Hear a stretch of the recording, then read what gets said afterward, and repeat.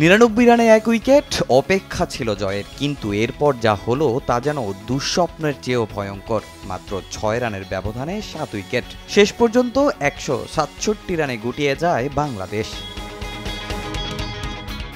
হারলেও শেষ 10 বছরে টাইগারদের এমন বাজে অবস্থা দেখেনি কেউ। প্রশ্ন উঠছে সামর্থ্য নিয়েও। তবে রফিক স্কিল নয়, টানলেন দলের ভেতরের বর্তমান পরিস্থিতির বিষয়। প্লেয়ারগুলো খুব টেনশনে ছিল বা কিছু একটা মানে হারাই যাচ্ছে এরকম ভাব ছিল। মানুষের হার জিত আছে, বাট হারার একটা কোয়ালিটি আছে।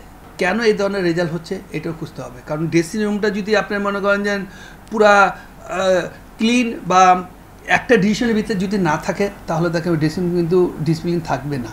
তা আমি মনে করি যে হতে পারে যে ওখানে কোনো ডিসিপ্লিন ছিল না। এই সিরিজটা কিন্তু বাংলাদেশের জন্য অনেক বড় ইম্পর্টেন্ট সিরিজ। এটা ওটিটা যদি হারি, তারপর টোয়েন্টি ওটাও যদি হারি, তা আমরা কোথায় যে দাঁড়াবো একবার চিন্তা করুন।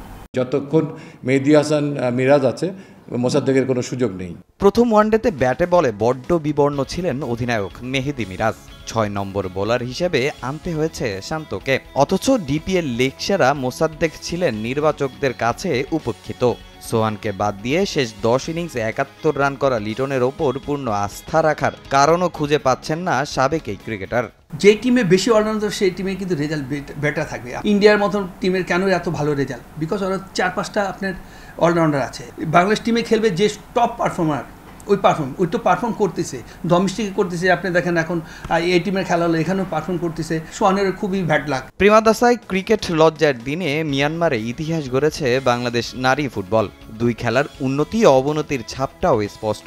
দিনে দিনে ক্রিকেটের প্রতি আগ্রহ হারাচ্ছেন সমর্থকরা। আমি একজন ডাই হার্ট ফ্যান ক্রিকেট টিমের। এখন আমি আর কি ক্রিকেটের প্রতি আমার দিন দিন যে আশাটা আছে, আমার যে দেখার যে একটা ইন্সপিরেশন আছে, আমি যে দেখবো ক্রিকেট টিম খেলা দেখবো, এটা আর কি ধীরে ধীরে আমার নিচের দিকে চলে যাচ্ছে। নারী ফুটবল এবং পুরুষ ফুটবল দল ক্রমাগত উন্নতি করতেছে। এদিক থেকে আমাদের ফুটবলের স্পন্সর বাড়বে এবং ক্রিকেটের স্পন্সর যে কমবে, এটাই খুব স্বাভাবিক বিষয়। ব্যাটিং ব্যর্থতা, পরিকল্পনার অভাব আর মানসিক দৃঢ়তার ঘাটতি, এই 3টি শব্দ যেন এখন টাইগারদের সবচেয়ে বড় প্রতিপক্ষ।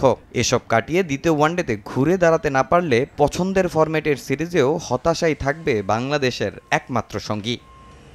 তামিম হোসেন, সময় সংবাদ, ঢাকা।